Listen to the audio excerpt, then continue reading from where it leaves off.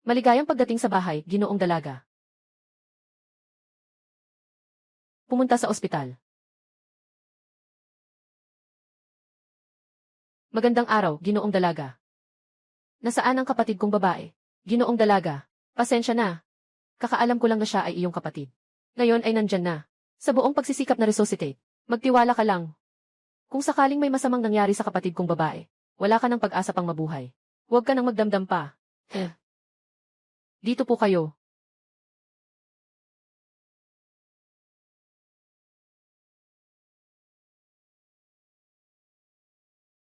Siyudad ng Nanshi, Pambansang Sinihan.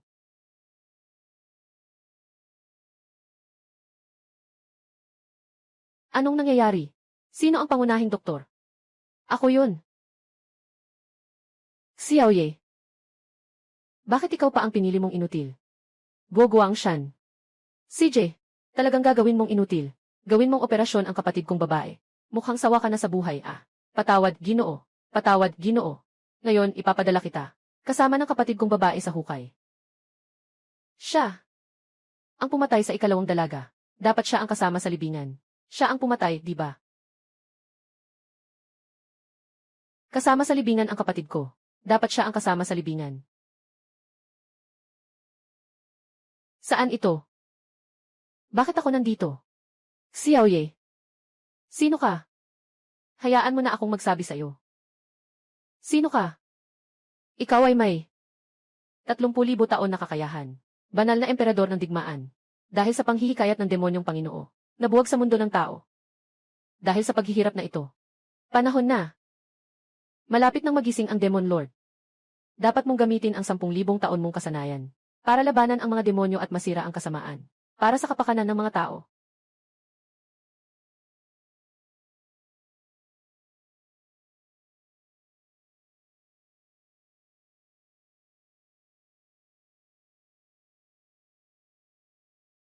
Ginoo o ginang, napatay ko na yung inutil na yun. Napatay ko na siya, kahit nabigyan. Si ikalawang Ginoo ng paliwanag. Huwag mong isama ang mga maliliit na pagkakamali. Maging maawain ka. Patawarin mo ako. Guo Guangshan. Sobrang lakas ng loob mo. Alam mong isa siyang walang silbi. Magsusugal ka pa ba na? Paggamot sa kapatid kong babae. Talagang nasa. Sandaling pumasok ka. Nalaman ko na ito ay para sa ikalawang binibini. Kung alam ko lang ng maaga. Ako.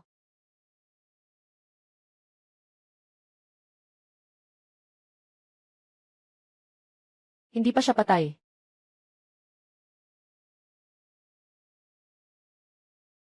Hindi pa siya patay. Xiaoye. Bibigyan kita ng huling pagkakataon. Kung hindi mo siya maililigtas, kayo lahat ay makikisama sa kanyang libing.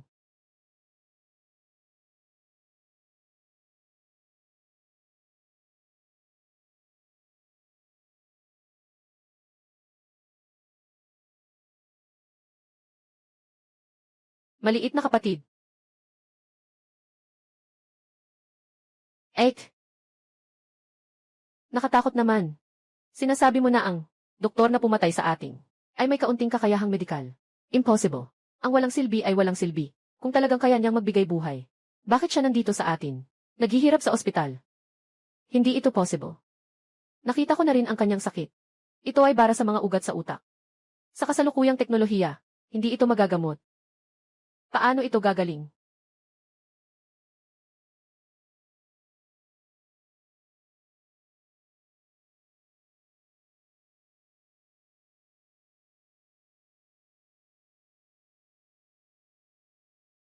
Wow! Ang ganda ng katawan niya.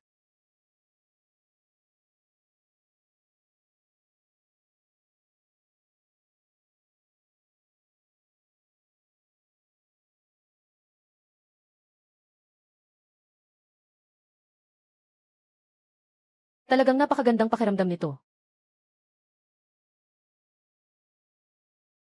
Dr. Lin. Dr. Lin. Dr. Xiao. Hinahanap mo ako. Ah. Oh, hindi. Saktong dumaan lang ako. Okay ka lang ba kanina? Walang problema, salamat. Ah, nga pala. Sa totoo lang, pupunta ako para sabihin sa'yo. Isang bagay. Ang doktor na mag-opera sa anak mo ngayon ay ako. Pero kanina, inabisuhan ako ng dekano na ang pangunahing doktor ay pinalitan ng Dr. Zhao. Ayos, naiintindihan ko na. Salamat, Dr. Lin. Ikaw, walang silbi. Tiyo, hindi ito kasalanan ko. Sobrang nagmamadali ang nagbenta. Kung alam ko lang na, ikadalawa na dalaga ng pamilya Chu. Hindi ako mangahas. Ilang beses na kitang pinagsabihan. Tungkol sa mga ganitong bagay, kailangan talagang mag-background check. Pero parang wala kang pakialam. Kung hindi dahil sa taong iyon. Basura si Xiaoye, nabigla at hindi sinasadya, na nailigtas ang ikalawang dalaga. Sa araw na ito sa susunod na taon, ay magiging anibersaryo ng ating kamatayan. Tito, tama ang iyong aral. Mayroon ka pa ba ang naghahanda ang batang babae para sa operasyon? Mayroon. Sino? Anak na babae ni Xiaoye.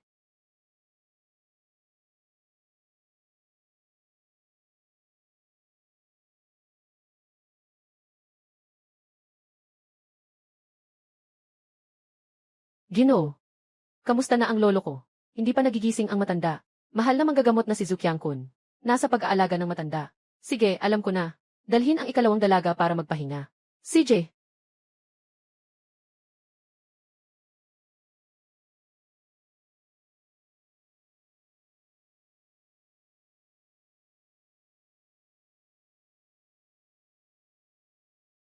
Ginoong Zhao.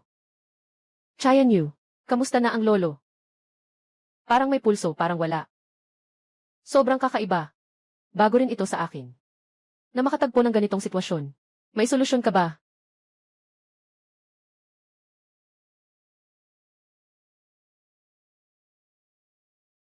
Ipakita si Xiaoye. Agad sa harap ko.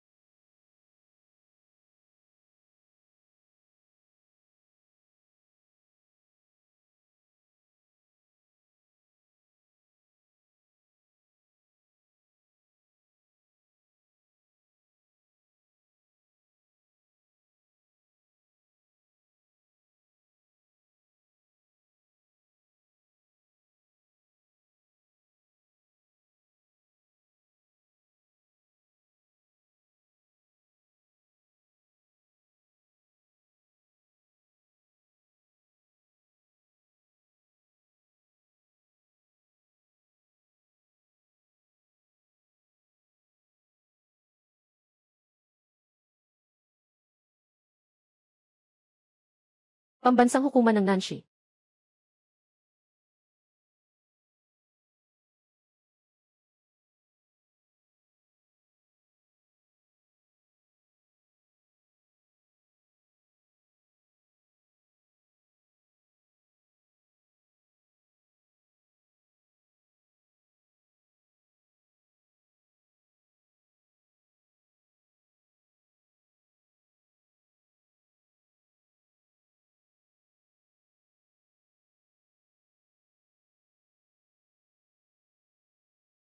Pambansang ospital ng Nanshi.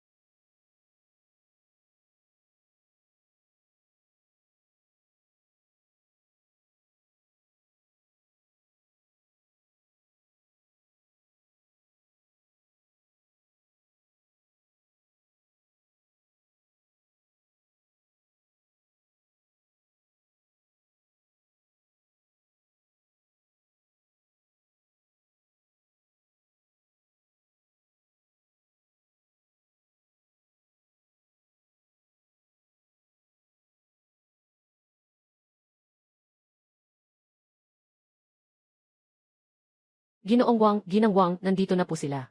Pumasok na po kayo. Ginoong Lei, Ginang Lei, kayo po, nandito na kayo. Pumasok na po kayo. Sandali lang. Sino po kayo, nasaan po ang imbitasyon? Wala, tinawag ako ng matanda. Ikaw, isang mandurugas na kumakain at umiinom. Marami na akong nakitang ganyan. Ang hitsura mo, parang aso. Minsan ka pang makapasok sa bahay ng pamilya Lin. Kung ayaw mong maniwala, pwede kang tumawag.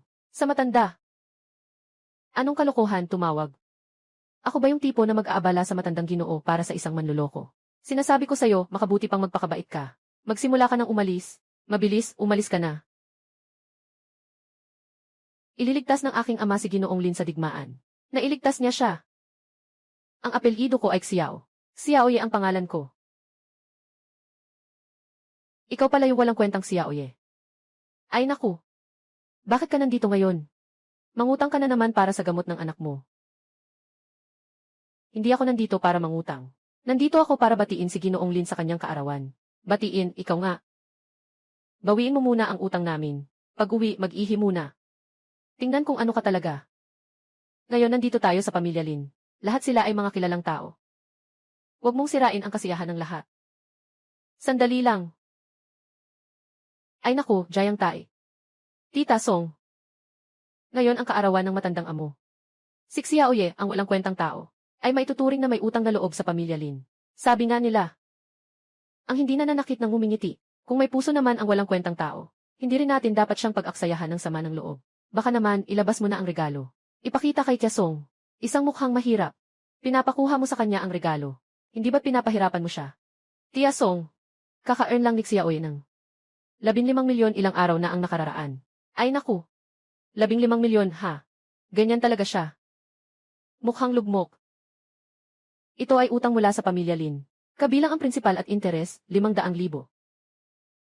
Sige, tingnan ko kung ano ang regalo ng ating tagapagligtas. Ano ang ibinigay niya bilang handog? Ay, ikaw, Xiaoye. Ang pamilya namin, ang Lin, ay mabait na nagpahiram sa iyo ng pera. Ngayon, kunin mo na ang mga 10 piso. Para sa isang sirang tasa bilang pagbati sa kaarawan. Tia Song, hindi lang 10 piso ang halaga nitong tasa. Yan ay kay Xiaoye. Pinaghirapan niyang gastusin ang higit sa 10 piso. Binili niya ito sa pamilihan sa kalsada. Ayos ka, Xiaoye. Pumutang kami ng pera sa iyo, Linjia. Para sa pagpapagamot ng iyong patay na anak na babae. Kung hindi ka magbabayad, ayos lang. Ngayon, nagdala ka ng ganitong sirang bagay. Para batiin ang matanda, gusto mo bang ipahiya ang Linjia? Auntie Song, itong tasa ay antigong piraso. Isang bihirang yaman. Akala mo ba ay bulag ako?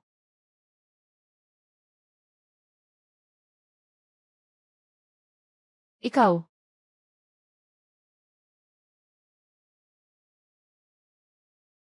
Ito ay isang buwanang bulaklak na tasa mula sa Tang Dynasty. Paano magiging antigong piraso ang sirang tasa na ito? Akala mo ba ay tanga ako? Buksan mo ang mata mo at tingnan mo ng maigi. Sa ganitong kalidad, halatang peke ito. Isang antigong bagay na napakahalaga. Talagang hindi nyo ito kilala, ano? Anyway, kahit na antigong bagay ito. Kahit isang kapalit, okay na ba? Kung hindi, 10 o 100 ang ibabayad ko. Kung hindi sapat, sapat na ang 1,000 beses na paumanhin sa'yo. Sige na, Jayang Tai. Tandaan ko na ang sinabi mo. Maghintay ka lang. Magbabayad ka sa pagpapanggap mo. Talaga. Sige, kunin niyo ang pulubi na ito. Paalisin mo ako. Grabe naman. Maligayang kaarawan, Lolo.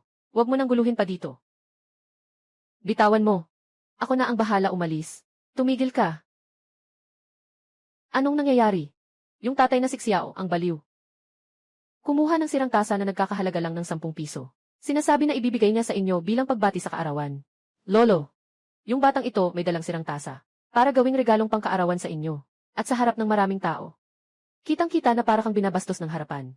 Nga, bakit kayong dalawa ay nakatulala? Agad, itaboy niyo siya. Sino ang may lakas ng loob? Agad, itaboy niyo siya. Sino ang may lakas ng loob? Pamilya Xiao. Sila ang aking tagapagligtas. Si Xiaoye ay inanyayahan ko. Lolo, ang kanyang ama ay nagligtas sa buhay ninyo. Tama, ngunit hindi naman kami nagkulang sa kanya. Hindi naman kami masyadong masama sa kanya. Ngunit ngayon, ang kanyang ugali ay talagang nakakainis. Ito ay malinaw na hindi niya kami pinapahalagahan. Ilagay sa mata. Jayang Tai. Tawagin mo siyang lolo. Masyado pang maaga siguro. Tatay, itong si Atay. Hindi rin gusto ang apelyido na Xiao. Dahil sa galit kaya siya nagsabi ng ganito. At saka, ngayon, si Atay ay ginastos ng 500 milyon para sa iyong kaarawan. Naghanda siya ng isang malaking regalo. Dali, kunin mo na agad. Ganitong mamahaling bagay. Hindi ko kayang tanggapin ito. Aba, ang mahal naman ito. Tatay, hindi ito pangkaraniwang bagay. Siyam naksuan na dugo ng ginseng. Ayon sa sabi-sabi, ginamit ito ni Sun Simiao. Para sa Diyos ng digmaan ng dinastyang Tang, na si Li Jing upang muling buhayin siya, ng 2 beses. Sinasabing ang siyam naksuan na dugo ng ginseng, ay nagbibigay ng immortalidad, isang ugat mula sa siyam naksuan na dugo ng ginseng. Ang mga taong payat ay nakakain nito, at agad na makakabalik sa masiglang paglalakad. Totoo ba? Tay, tingnan mo na agad.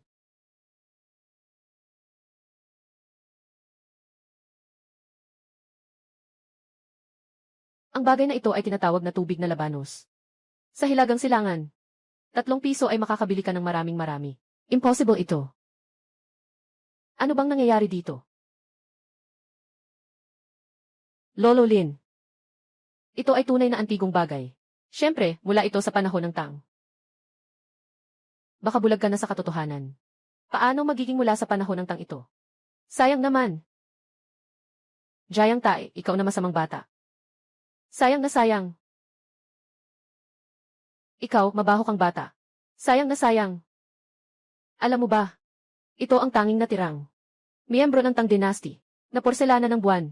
Impossible. Tiyak na imposible. Lolo Lin, ito sana ang regalong ibinigay ko sa iyo. Hindi ko inasahan na babasagin ni Ginoo Jayang. Ay!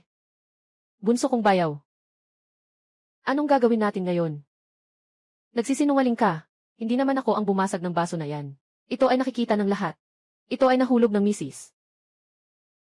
Tita, ikaw ang pinakamahal sa akin. Ako ang magiging manugang mo. Tulungan mo naman ako. Anong sinasabi mo, Jayang Tae? Sinira mo ang paborito ng matanda. Nabagsak ang baso. Kailangan pa ba akong magbintang para sa'yo? Hindi ka karapat dapat kay King Sue, ganito kang tao. Umalis ka na nga.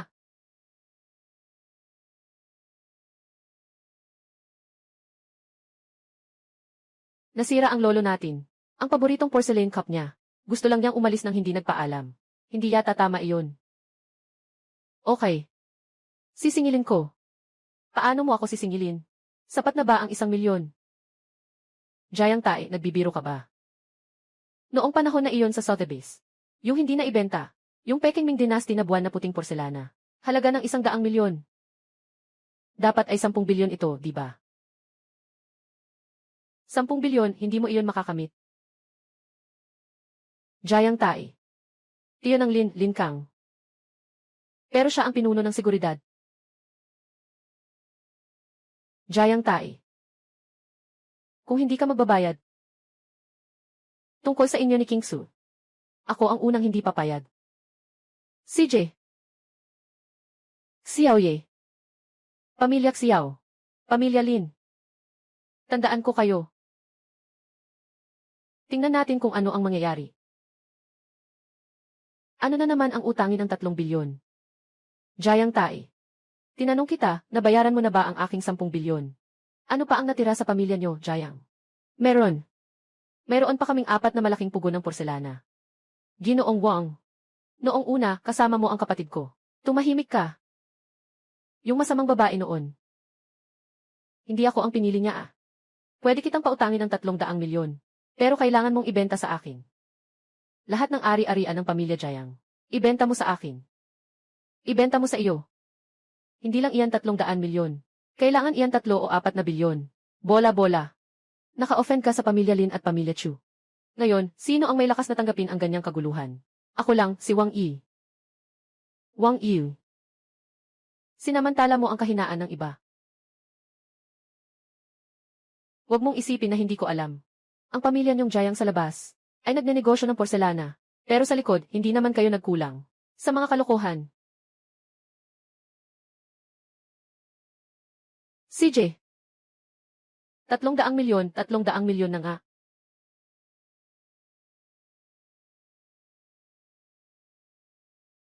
Halika. Dahil sa naging masaya ka, maari pa kitang bigyan ng isang malaking regalo. Anong malaking regalo? Tutulungan kitang patayin si Xiaoye. CJ. Pero may isa pa akong kondisyon. Ito ay habang pinapatay siya. Gusto kong gumawa ng sarili ko. Nakuha na. Xiaoye, 10 bilyong halaga. Sinasabi mong ibibigay mo lang. Mukhang may sira ang ulo mo. Hindi ko naman alam na ang buwan na porselana na tasa ay napakamahal. Wala kang kaalaman tungkol sa pera. Naiinis na ako sa'yo. Masyado na akong naiinis sa'yo. Bumalik ka dito ngayon. Para lang turuan ako ng leksyon. Halos nakalimutan ko na dahil sa'yo. May kaibigan ako, na patuloy na nasa koma. Sabi ng eksperto, may 1 linggo na lang ang natitira sa kanya. Gusto kong humingi ng tulong sa iyo para tingnan ito. Ginoong itim na agila. Ito si Zukyangkon, ang dalubhasa sa tradisyonal na medisina. Ito naman si Nakagawa Hideo, ang batikang medikal mula sa Japan. Siya si Nakagawa Hideo. Ito si Xiaoye mula sa Nanjing Hospital. Mayroon pang 2 eksperto. Pasensya na, Yan Yi. Chu, mga ginoo at ginang na doktor. Narito ang bagong labas na ulat sa medikal na pagsusuri. Ayon sa ulat, ang iba pang mga buhay na sukatan ay karaniwang normal. Ngunit ang mga alon ng utak may abnormalidad. Ako'y matapang na nagnanais na humingi ng pulse diagnosis sa hari. Para sa kanya. Kayo bang mga doktor na tsino ay mga inutil? Para sa ganitong komplikadong mga pasyente na may sakit sa utak. Sapat na bang tingnan lang ang pulse? Ano ang makikita mo? Ikaw. May duda ako na deformed ang bungo. Pinipiga ang utak. Dahil dito, humihina ang brainwaves. May duda ako na deformed ang bungo. Pinipiga ang utak. Dahil dito, humihina ang brainwaves. Walang pulso. Huwag agad-agad husgahan. Pulso. Kulang kayo sa kakayahan bilang mga tradisyong Chinese na doktor. Sa tingin ko, maliban sa akin. Hindi nyo alam. Anong sakit ang meron siya? Ginoong Xiao, sabihin nyo lang na walang problema. Ano ang gusto mong sabihin? Ang sakit na ito ay tinatawag na brainstem nerve block. Kapatid. Paano mo nalaman? Susunod ba ay gagamitin mo ang medical na low voltage current para sa shock therapy sa utak? Sino ka ba talaga? Ito ang aming medical na paaralan, na pinag-aralan ng mga eksperto. Sa loob ng ilang buwan ang plano sa paggamot. Ito ang aming pinakamataas na lihim. Paano mo nalaman? Anong basura ang plano ito? Kailangan pa bang itago ito? Higit pa rito, hindi talaga ito ang problema ng plano. Ikaw ang nagkamali ng diagnosis. Sa sakit na ito, hindi ito tinatawag na brainstem nerve blockade. Anong sinabi mo kanina? May lakas ka bang mang-insulto sa aming Great Japan Empire? Ang treatment plan ay basura. Batang ito. Kahit na nagnanakaw ka ng sulyap, sa aming medisina sa kanluran, na paraan ng paggamot, hindi pa rin ako naniniwala na kaya mong pagalingin ito sa iyong kakayahan. Eh kung sakaling magaling ko ito, kung gayon, iiwan ko ang kanlurang medisina at magiging estudyante kita. At tuturingin kitang guro. Ngunit kung hindi mo siya magagamot, 3 araw. Sa loob ng 3 araw, kung hindi siya gagaling, papatayin ko siya. Hindi na kailangan ng 3 araw. 1 minuto lang. Hindi na kailangan ng 3 araw. 1 kwarto. Wala nang masyadong problema ang kanyang kamahalan. Siyempre, dapat din tayong magpasalamat kay Ginoong Xiao. Sa wakas, nakita ko ang lalim at lawak ng tradisyonal na medisina. Si Ginoong Xiao, sa pamamagitan lamang ng acupuncture, ay nagawa pang ibalik ang isang tao na nasa estado ng pagkamatay ng utak. Talagang kahanga-hanga. Ginoong Xiao. Talagang namang napakaganda ng aking nakita. Kami sa kanlurang medisina, hindi matatalo. Lalo na't ang prinsipe ay hindi pa nagigising. Kung papuri ang pag-usapan. Medyo matindi na yata ang sinasabi mo. Ginoong Xiao, pasensya na, tanong ko lang po. Ano po ang sakit ng inyong hataas na mukha? Kinuha ko mula sa likod ng linya. Isang puting kabute na filament. Tama po. Ito po ang filament ng kabute, na nagdudulot ng pagbagsak ng brainwave niya. Baka itong fungus ay pumasok sa utak. At sumipsip ng dugo mula sa utak, na nagdudulot ng kakulangan sa supply ng dugo sa utak, na nagiging sanhi ng abnormal na brainwave. At panghihina. Tama nga. Ang punto ay malinaw.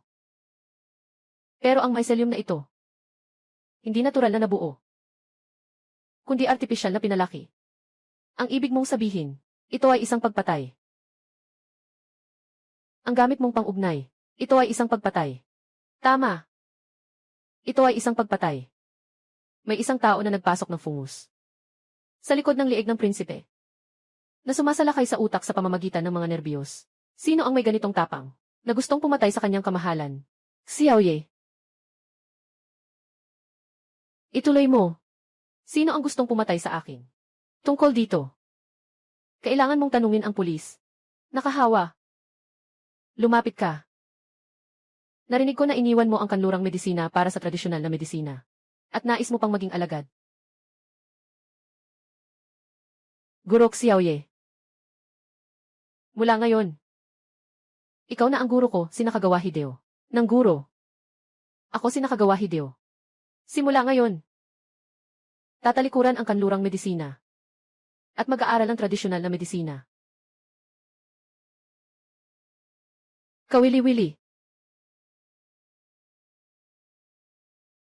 May tunog.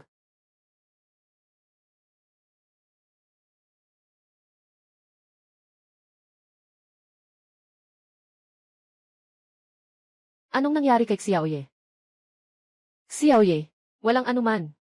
Sobrang pagod, masyadong napagod. Magpahinga ka lang sandali.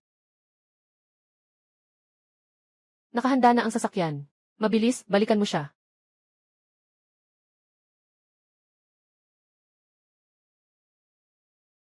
Xiao Ye, anong nangyari sa'yo? Ayos lang ako. Magpahinga ka lang muna.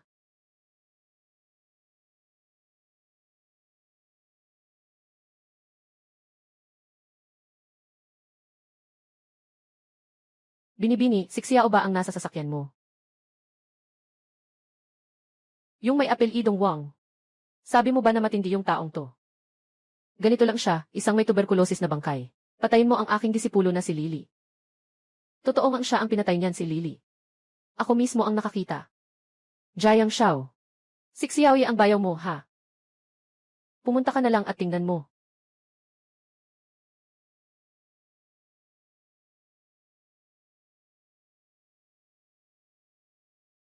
Tanga.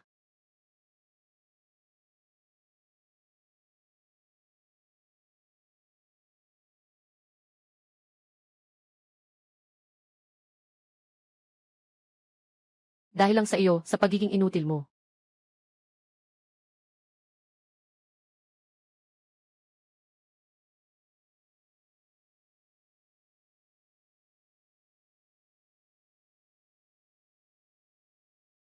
Tumahimik ka.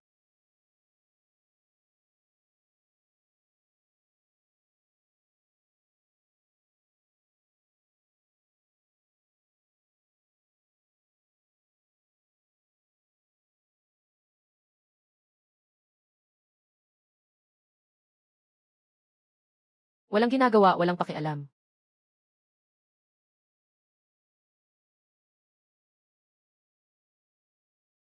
Paano natin haharapin ang cute na iyon? Para sa akin, kung walang gagawin, walang katapusan. Sama-sama na lang nating patayin. Gawin na. Ginoong Wang.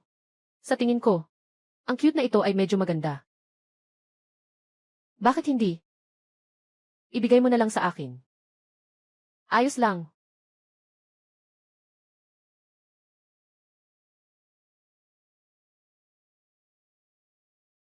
Tingnan natin kung sino ang may lakas na gumalaw sa kanya. Ikaw. Bakit buhay ka na naman? Ginoong Wang. Paano mo naman ako masasabi niyan?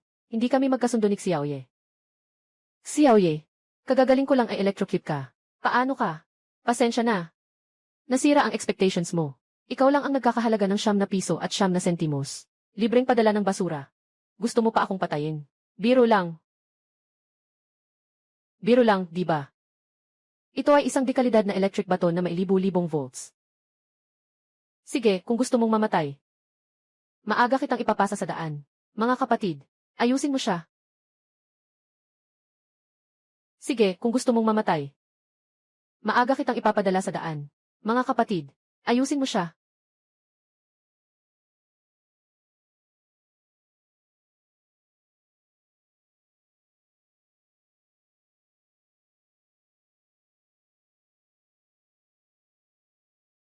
Anong ginagawa niyo? Tumayo at patuloy na kagatin siya. Mahal naman dirigma, mahal naman dirigma, mahal naman dirigma. Xiaoye. Maaari kang kumuha ng enerhiya mula sa electric baton at gawing panloob na lakas. Ngayon ay maituturing na isang tunay naman dirigma. Ngunit, ngayon, ikaw naman dirigma ay nakatagpo ng isang martial master. Iyan ay 100 patungong kamatayan.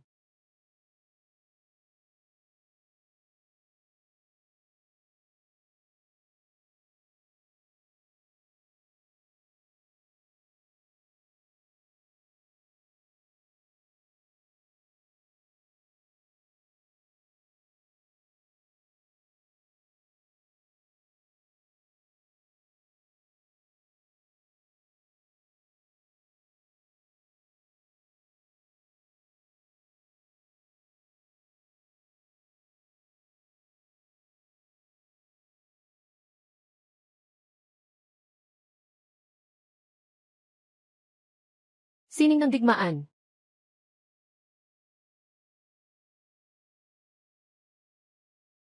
Kahalili ng digmaan.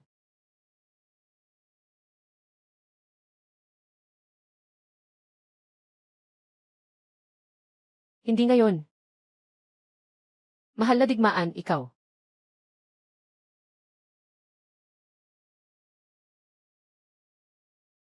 Patayin kita.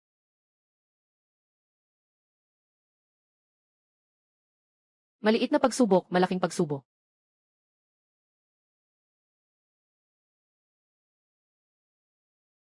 Patayin kita.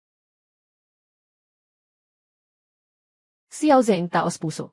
Xiao Zeng, 10 pagsubok. Xiao Zeng, taos puso. Pumunta sa bahay ng manggagawa.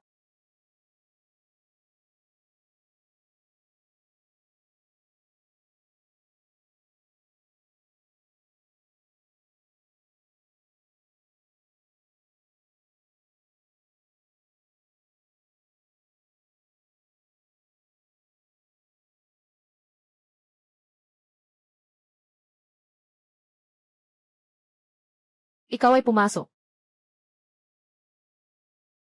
Ikaw ay kasama sa trabaho.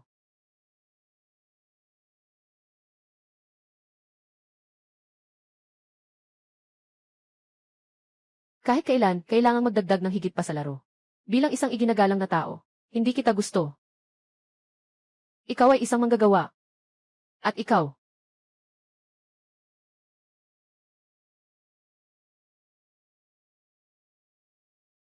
Kailangan mo ring magbigay ng higit pa. Hindi kita gusto. Kailangan kitang dalhin ngayon.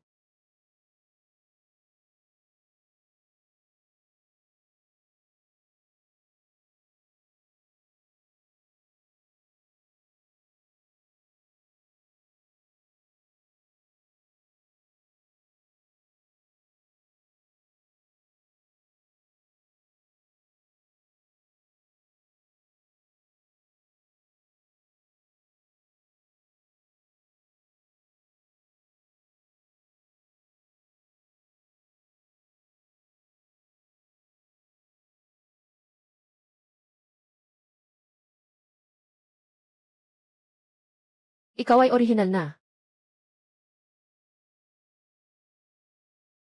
Magbayad ka ng tamang halaga. Ikaw ay talagang nagsimula sa linya ni Uncle Ren.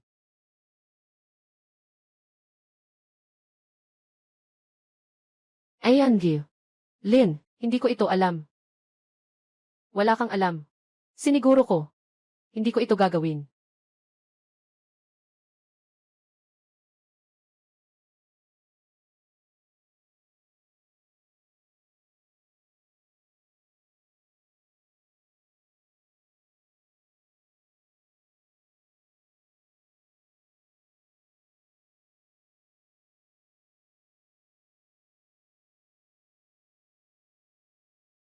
Huwaye.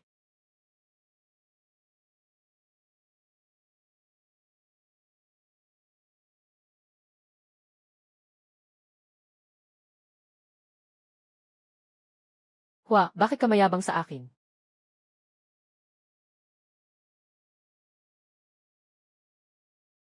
Nakuha mo na ba si Zundiyang Mutang? Mahjong yang mahjong tang.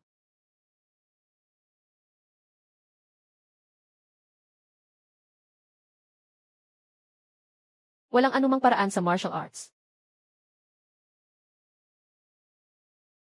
Tingnan mo lang.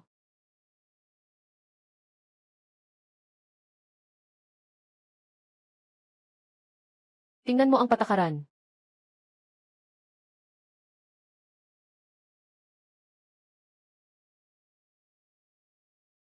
Sa totoo lang, pinapagawa mo ba sa akin ang tamang paraan? O hindi mo alam ang tamang paraan?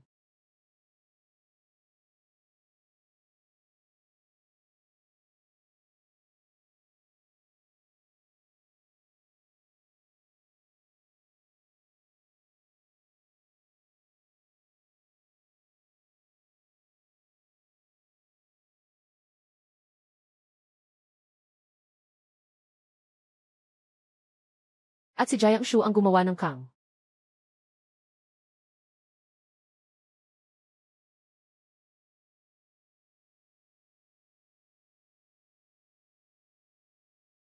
Binili mo hanggang mamatay si Ishizun.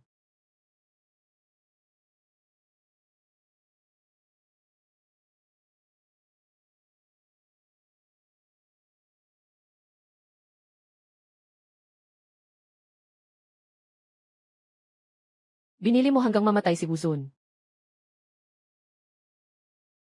Ikaw ba ay? Sa umaga ay nakipagsabuatan ka sa kanya at nakipag-ugnayan. May tao. Pero parang pamilya kayo.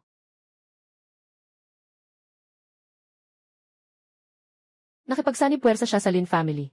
Sa lahat ng kapangyarihan ng Jiang family. Tolda ng pamilya Tae. Hindi ko alam.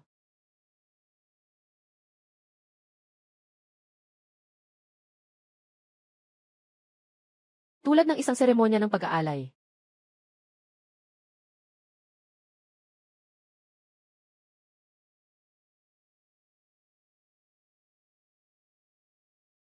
Nasaan ang anak kong babae?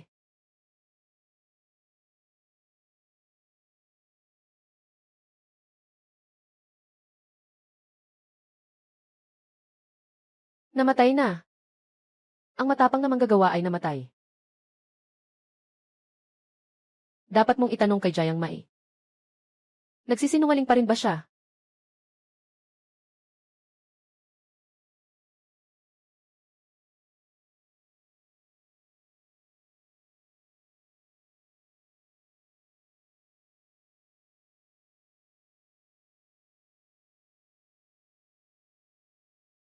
Ayos lang. Ayos nga. Mamatay bilang kapatawaran.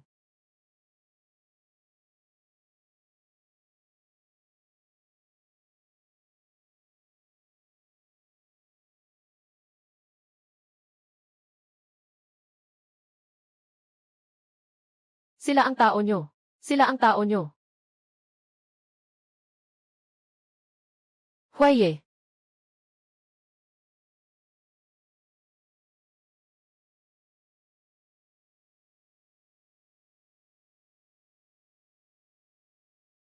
Kahit na si Gabi.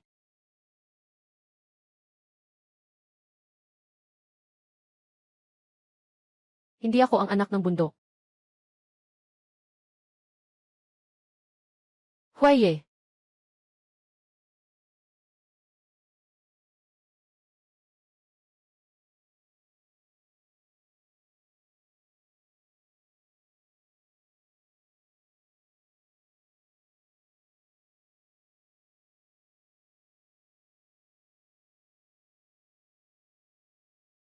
Huaye, naglagay ka na ba ng talakayan?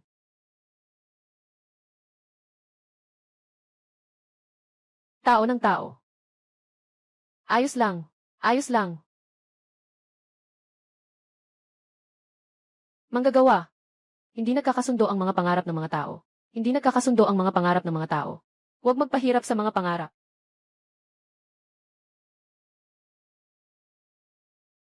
Hindi na. Ama.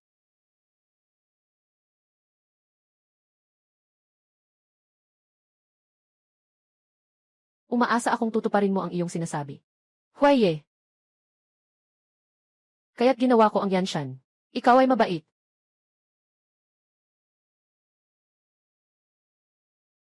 Sa ilalim ng masayang kapaligiran, kaya mong pumatay.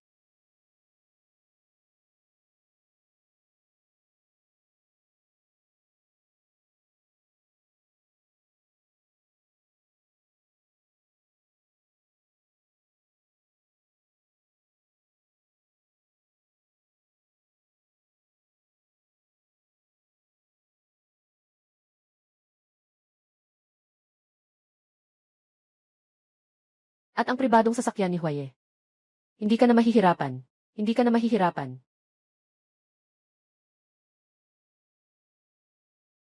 Hindi ko siya kayang patawarin. Mas lalo siyang hindi makakabawi sa iyo. Sinalba ka niya, hindi ka makakalabas. Mas lalo siyang hindi makakapagprotekta sa iyo. Pero hindi ko alam siya ngayon.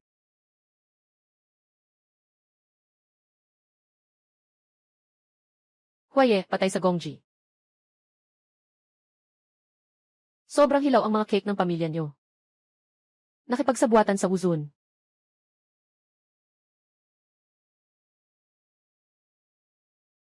Narinig ko na ikaw ay matibay.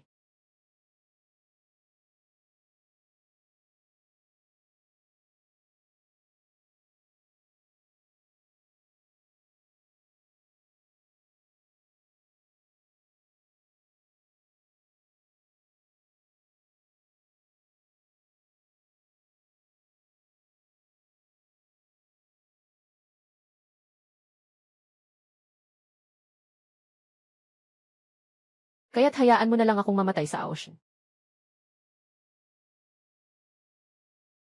Kaya't ang Guji Ishan ay mamatay na lang din. Kaya't hayaan mo na lang akong mamatay sa Aoshin. Kung ganun, mamatay na lang ako sa Aoshan. Ikaw.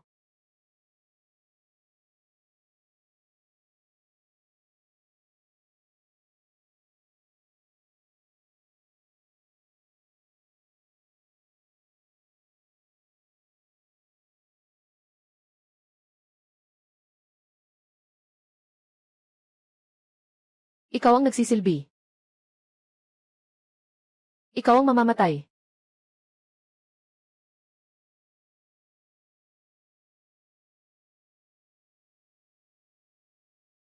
CJ. Tawa na lang sa iyong magandang kapalaran.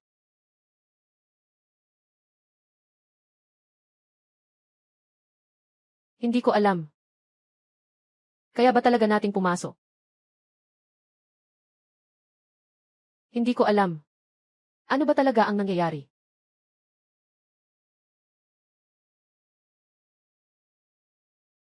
Huaye. Beima Q.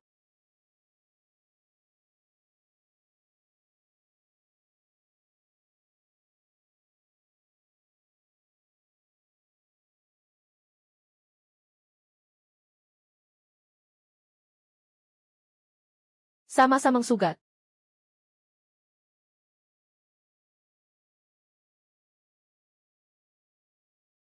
Tatlong taon na ang nakalipas.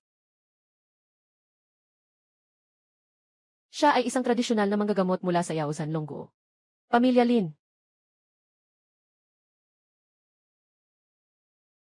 Hindi si Lin Fufu.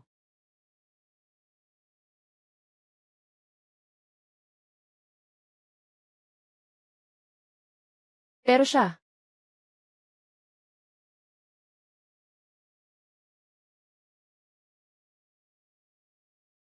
Sang-ayon ang lahat na si.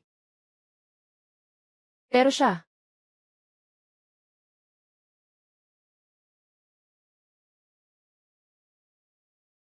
Ay si Sanjo na hindi makabayad.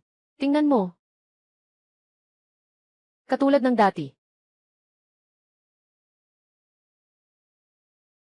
Fiu-fiu.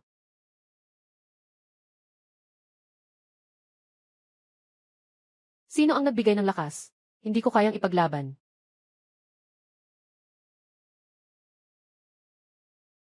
Sumali ako.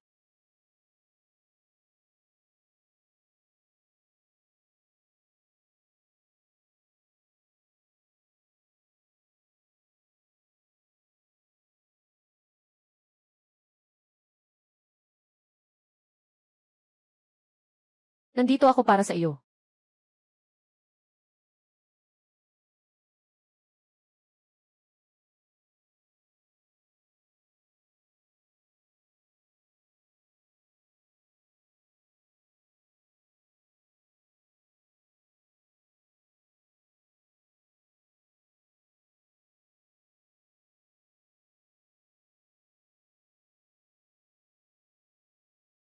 Bakit?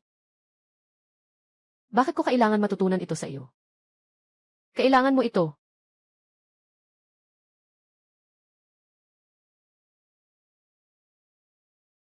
Hindi malayo ang inilabas sa kanluran.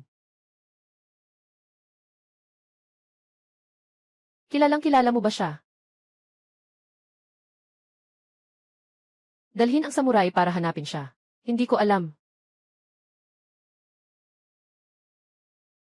Hindi ako.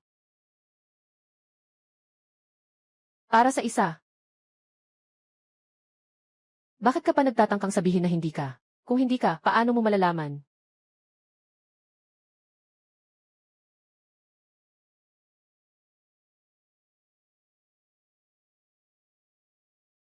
Bakit ka pa nagtatangkang sabihin na hindi ka? Bakit mo sinasabi na hindi ka? Kung hindi mo naranasan, paano mo malalaman?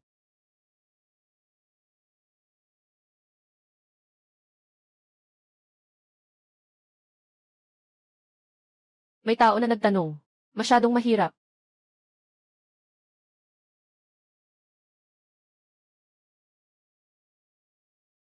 Ano ba talaga ang nangyari? Noong mga taon na ang nakalipas, katulad mo rin ako.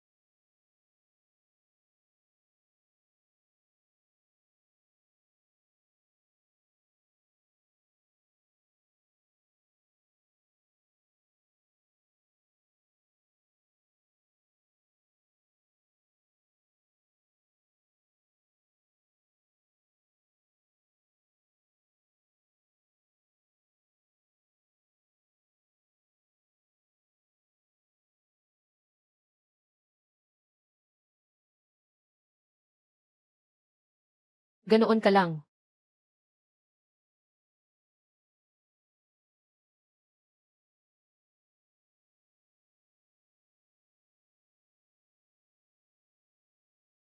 Huwaye, tinanong kita, ayos ba? O kaya natapon na ang baso? Hindi naman talaga nagkakasundo ang aso. Nako, ang baho ng bibig ko. Ang dumi ng bibig ko. Tumigil ka. Akala ko pumasok na. Akala ko sino ka. Ay naku. Dito sa lugar na ito, makikita ang mga tao ng pamilya Lin. Hindi ito maikakaila. Talagang hindi ito maikakaila. Tumahimik ka.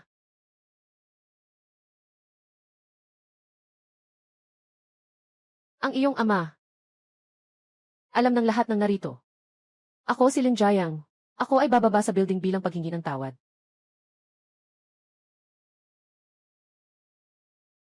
Anak ng tatay mo. Alam ng lahat ng nandito. Ako si Lin Jiang. Bababa na ako sa building bilang paghingi ng tawad. Naiintindihan ko na. Ako ang babae. Sinasaktan mo ako. Kinakalaban mo ako. Papatayin kita.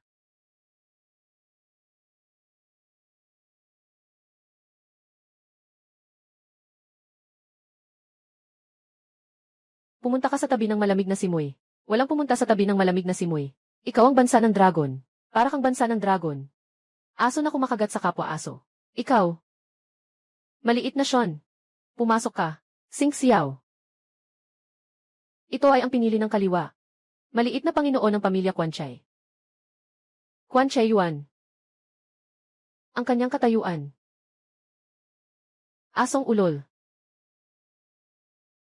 Buwisit na asong babae ba? Bumili ka na ba? Kayo, Longchon, magpapadala. Minran ay nagpadala. Itong puting sakit.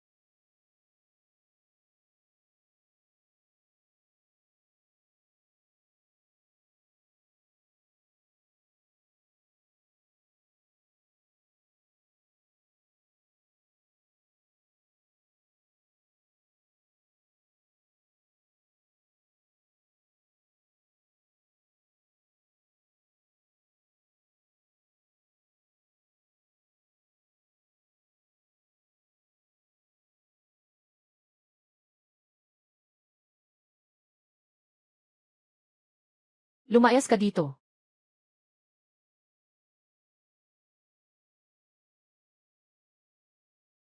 O kaya ganito na lang. Tingnan mo, abala ang lahat. Huwag nang sayangin ang oras. Kayo, mga Longyihui. Sa harap ng lahat. Lumuhod kayo sa harap ng Dongyinghui. Aaminin ninyo ang pagkatalo. Bumalik kayo at sunugin ng maayos ang mga reseta at mga aklat. Bukas, mag-ulat kami mula sa Silangang Japan. Marahil kami sa Silangang Japan ay gagawin kayong mga tao mula sa Dragon Country na maging veterinaryo para sa ikabubuhay. Si Ginoong Zhou ay gumagawa ng ganitong walang saysay na bagay. Hindi dahil sa walang isip ang matandang ito. Kayo ang mga tradisyonal na Chino na walang laman sa loob. Yuan Yi. Anong bagay ang nakakatawa?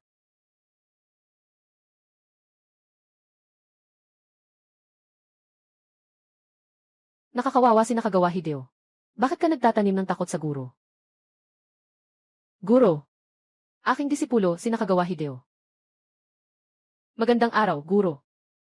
Nakaharap si Nakagawa. Ano ang sinabi mo kanina? Guro.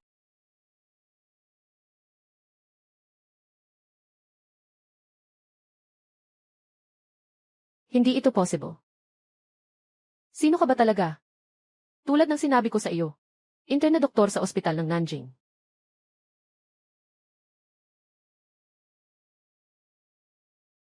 Naka-check na. Siya ang doktor sa Jiangnan Hospital. Maliit na doktor. Sinasabing nakapatay na siya ng tao.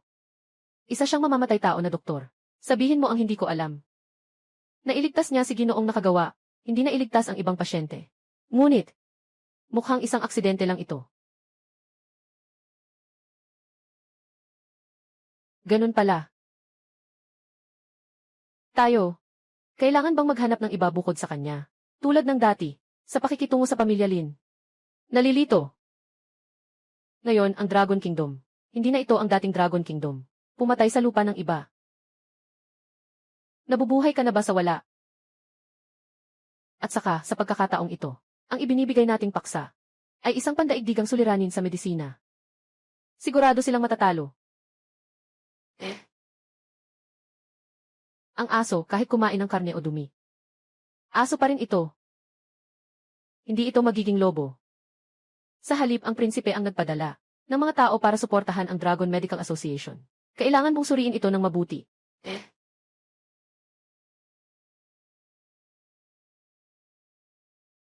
Kayo po, ang 3 taong medikal na grupo, nasasali sa laban bukas, ay mayroon ng 2 slot na nakalaan.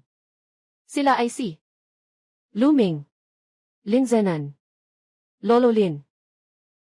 Pangulo, noong 30 taon na ang nakalipas, dahil lang sa pamilya Lin, talo tayo sa Japan. Ngayon, muli na namang ipapadala ang pamilya Lin. Hindi po ba kayo natatakot na maulit ang nangyari? Pwede ko bang itanong kay Isi Lee, maliban kay Lolo Lin, sino ang pwedeng lumaban? Sino ang may lakas loob na lumaban? Hayaan niyo ako. Dahil nabunyag na ang laro. Kung walang angkop na kandidato, hayaan niyo ako. Handa akong palitan si Lolo Lin. Para sa bayan. Lizaw. Taoistong medisina. Ilang taon ka palang nag-aaral? Guro. Ilang taon palang si Xiaoye nag-aaral. At nakakatayo na siya sa aming pantay. Muling babalaan kita. Huwag ka nang magpakita ng kawalang galang kay Master Xiao. Kung hindi, lumabas ka na sa akin. Chay, Li, ay masigasig din sa pagmamahal sa bayan. Huwag na pong sisihin si Old Ziu. Kung wala namang salungat ang lahat, ganito na lang ang pasya. Nakaayos na ang plano para sa prinsipe tagapagmana kahapon. 2 tao ay si Xiaoye, Guro Xiao. Guro, paano mangyayari to? Ang prinsipe ay nasa koma na mahigit 10 araw. Naghahanap na ng daan-daang mga eksperto. Wala pang nakakagising. Paano maaaring mangyari? Kagabi nag-utos na si Xiaoye ang sumali. May mga taong ayaw akong magising. Nakita ko na po ang prinsipe.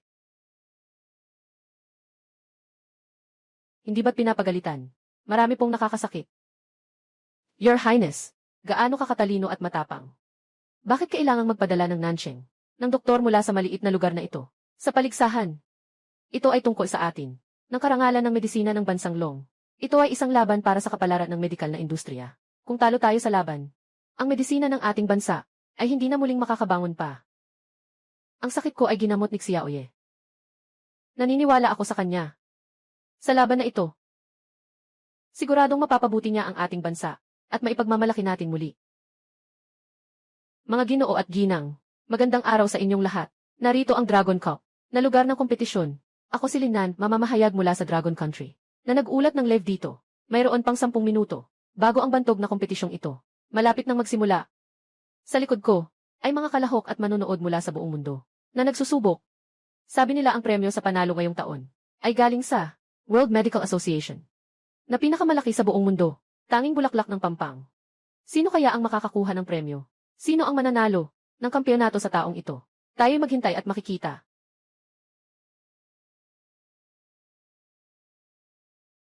Mga ginoo at ginang, narito ang palaruan ng Dragon Contest. Kakatapos lang ng laban na ito. Sa wakas, si Xiaoye ng ating Dragon Country ang nagwagi para sa ating larangan ng medisina upang maibalik ang ating dangal. Tayo ay tanggapin ang ating bayani, ang ating dakilang doktor, si Xiaoye. Bumalik na nagwagi. Sa Diyos ng digma. Kapag nakuha mo na ang kampyonato, gagamitin ko ang iyong anak na babae para sa pagbabanta, upang makuha ang bulaklak ng ibang dako, at pagkatapos ay utusan kita. Patayin ang prinsipe ng kaharian ng dragon, upang makuha ang selyo ng langit. Noong panahon na yon, magagawa ko ng maibalik lahat ng aking kapangyarihan, ganap na makaalis sa mundo, bumalik sa langit. Bago ako umalis, gusto ko pang patayin ka. Haha.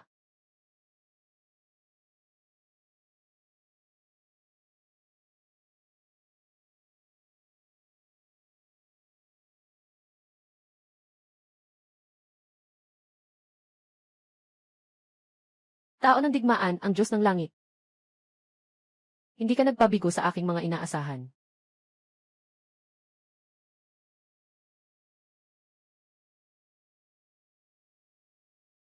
Ako ang hari ng mga demonyo.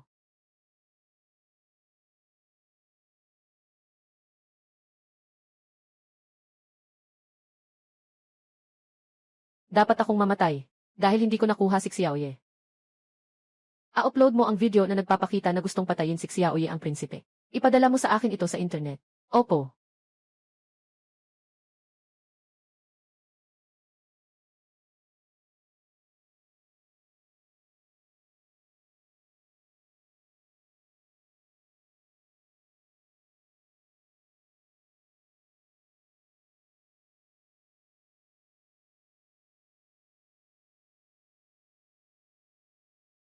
Xiaoye, ngayon ang depensa sa palasyo ng prinsipe ay mas mahigpit kaysa dati. Mukhang si Lolo, hindi. Demon Lord. Naglabas ng video online na nagkakalat ng akusasyon na gusto mong patayin ang prinsipe. Nakita ng mga mataas na opisyal ng Dragon Country. Kung hindi sana, dumami ng ganito kadami ang mga gwardya. Talagang mapanlin lang ang demonyong ito. Xian Yu. Ang demonyo ay nagdisenyo ng napakaraming bagay para makuha ang magic seal. Kahapon, sinubukan niyang gamitin si Mimi para pahirapan ako. Siguradong hindi siya basta-basta susuko. Ang ibig mong sabihin ay papatayin ng Demon Lord ang prinsipe para makuha ang Demon Sealing Jade Seal. Kaya kailangan nating mauna bago ang Demon Lord para iligtas ang prinsipe. Ang prinsipe ay kaibigan ko. Huwag na huwag tayong papayag na magtagumpay ang demonyo. Xiaoye. Ginamit niya ako para gamutin ako upang makalapit sa akin. Ginoong Chu. Sino ang nagtatago sa likod niya, ang Demon Lord? Nagpadala na sila ng tao para maghanap sa paligid. Sa tingin ko, hindi na ito malayo. Malapit lang sa Timog Ilog. Ang pinaka-nababahala ko ngayon ay kung ano ang nasa isipan ng hari. Ito ay ang talisman ng pagkontrol sa demonyo. Mapupunta ito sa kamay ng demonyo.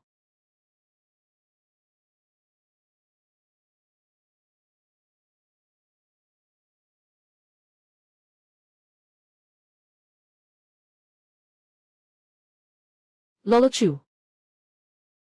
Ang pusong bato ng paghukom ay ibinigay sa akin ni Haring. Nang lihim. Sa buong mundo, walang ibang nakakaalam.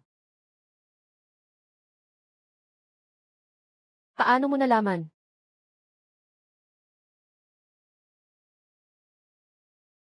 Hindi kaya nagkaroon na siya dati. Sabihin mo na sa akin. Sikreto ng realidad. Dito nakasalalay ang kaharian. Hindi ko maaring sabihin sa iyo. Panginoon ng mga demonyo. Tama ang hula. Ako ang Panginoon ng mga demonyo. Ibigay mo na ito. Selyo ng demonyo. Selyo ay kinikilala ang may-ari. Kahit na ibigay ko sa iyo, hindi ito tiyak na magiging iyo. Hindi ba't napakadali nito? Papatayin kita. Hindi ba't magiging bagong may-ari na ako?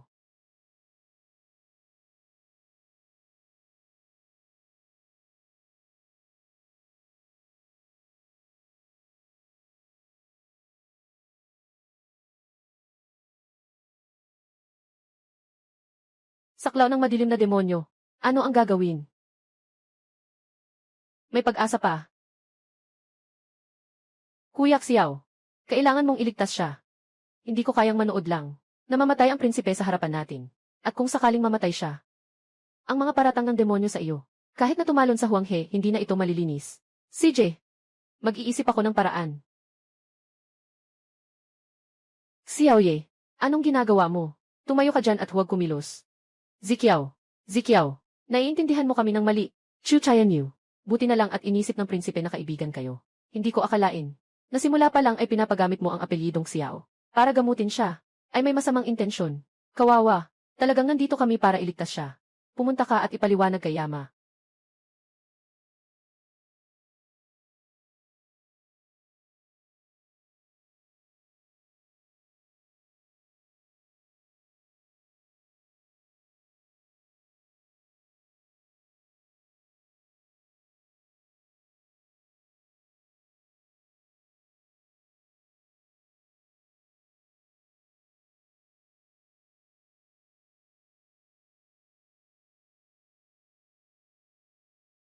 Kuya Xiao.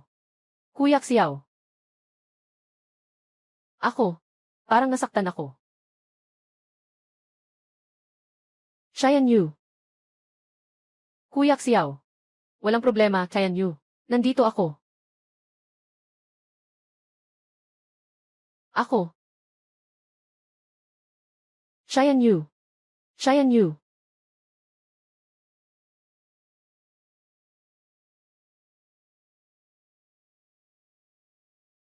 Xian Yu.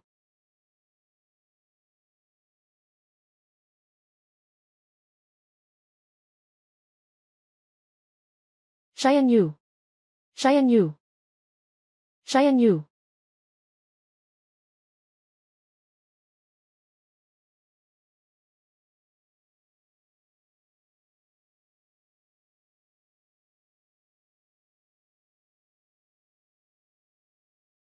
Xiaoye.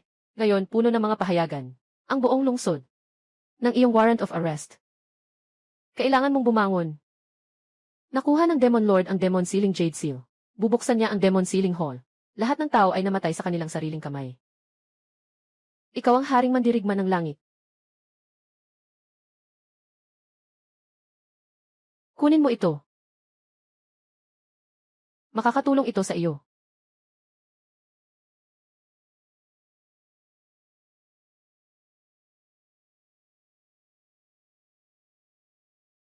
Linisin ang lahat ng dumi.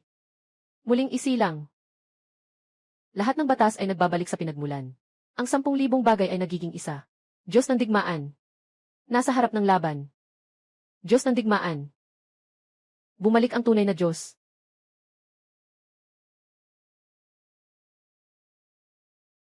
Ngayon, miyembro ng Akademya ng Medisina ng Silangang Digmaan. Dalubhasa sa neurosurgery na sinakagawa Hideo. Sa madaling araw, natagpo ang patay sa bahay. Hindi alam ang sanhi ng pagkamatay. Ito na ang 13 pagkakataon. Sa buong mundo sa loob ng 1 linggo. Na may insidente ng pagkamatay ng mga eksperto sa medisina. Talagang walang pinipiling paraan Xiaoye. Dumating ka ba para patayin ako? Bakit ko ikaw papatayin? Sabi ni Ginoong Chu. Ikaw ang demonyo. Kinuha mo si Gianji. Chu, nasaan si Gianji?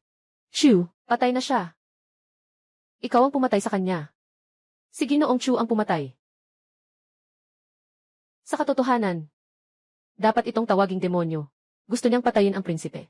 Impossible. Sandali. Ang ibig mong sabihin, yung mga doktor, namatay din sa kamay ni Ginoong Chu.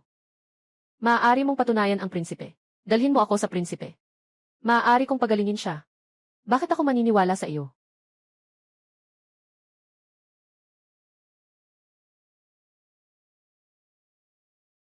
Hoy!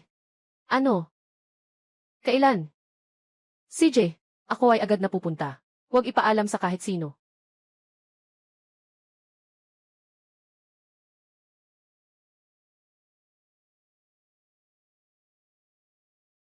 Ginoo Black Eagle. Ginoo Zhao. Ang prinsipe ng trono ay isang espiritu lamang na lumilipad. May pag-asa pa. Xiaoye. Hindi mo inaasahan na magpapadala ka pa sa bitag. Tigilan mo. Hindi ako ang pumatay sa prinsipe. Nandito ako para iligtas siya. Bumubula ka. Hindi ikaw ang pumatay. Bakit may mga pilik mata mo sa kanya? Sinasabi ko, tunay na bobo ka o nagpapanggap ka lang. Ang silver needle ay isang mahalagang bagay sa tradisyonal na medisina. Kahit sinong tradisyonal na manggagamot, ay may ugaling magdala ng silver needle. Sinasabi mong siya ay isang ligaw na kaluluwa. Pero buhay pa.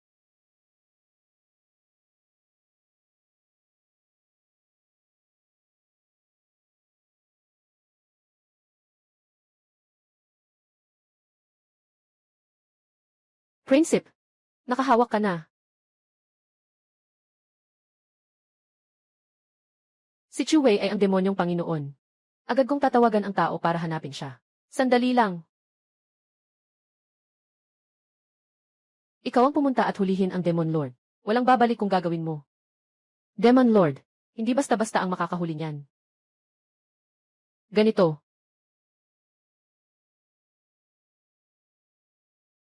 Your Highness.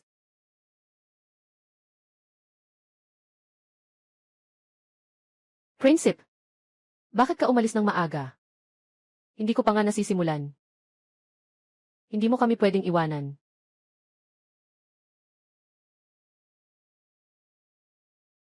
Sino ka?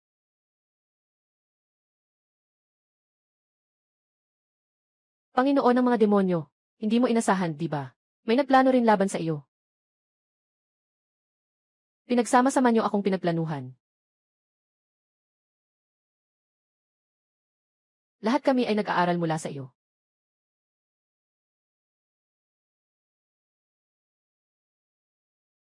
Ikaw pa. Buhay ka pa. Demon Lord. Prinsip ng trono. Dapat sana ay pinayagan kitang maging komportable sa kamatayan. Pero hindi ka na matiis sa buhay. Ngayon, sasabihin ko sa inyo, hindi kayong lahat makakabuhay. Sisira ko kayo. Wasakin ko kayo. Tama ba? Ang nasa iyo ay isang baliw na lason. Hindi na magtatagal. Ihahatid na kita sa huling biyahe. Xiaoye. Xiaoye. Naintriga kita gamit ang aking mahiwagang kutsilyo. Yung mga 10,000 taon mong kasanayan ay masasira rin sa isang iglap.